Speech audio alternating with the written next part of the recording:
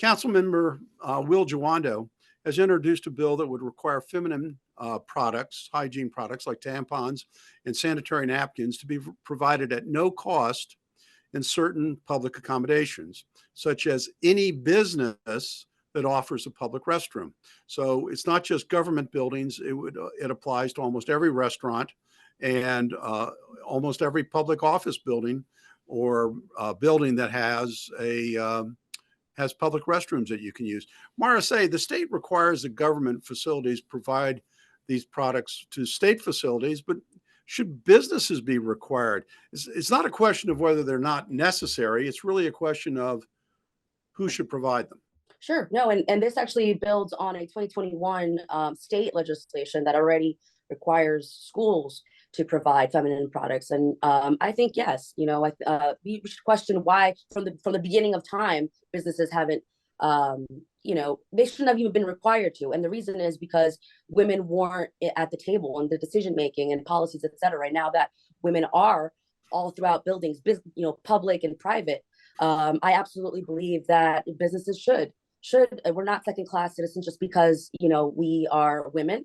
And it's something that, it's uncontrollable. Our bodies, it's like the same reason why you would need, when you go to the restroom, when you need hygienic products for anything else. So I think this is a no-brainer. And I know that the business sector is going to, scream doomsday. It's going to bankrupt businesses. I disagree. And I think a lot of, do-gooder type businesses are already providing feminine products. Well, as I said, it's not a question of whether the products are necessary. I mean, I have 3 older sisters. I'm married to a wonderful woman, and I have a daughter. So I understand that these products are absolutely necessary. Stacey, if public restrooms are required to provide other types of, like toilet paper, isn't this just the logical next step?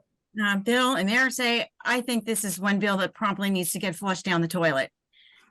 Basic supplies like toilet paper and a means to dry your hands are sensible expenses which are already baked into the cost of doing business. But adding feminine products, I mean, why would anyone bother to buy tampons or pads for themselves if they could just grab them for free in a business that's required to stock them up? And there's no accountability for that. And if you're providing free pads and tampons, why stop there? I mean, I'm sure the elderly feel like there's inequality in adult diapers. Why not provide those for free? Was that shot at me? No. We have condoms in all the men's rooms, and those are the public health. So I would say, hey, Will Jawando, while you're at it, could you leave some hairspray and some Chanel No. 5 in the ladies' rooms too? Like I said, flush this one down the toilet. Well, I think it's a great. It all depends on what your viewpoint is.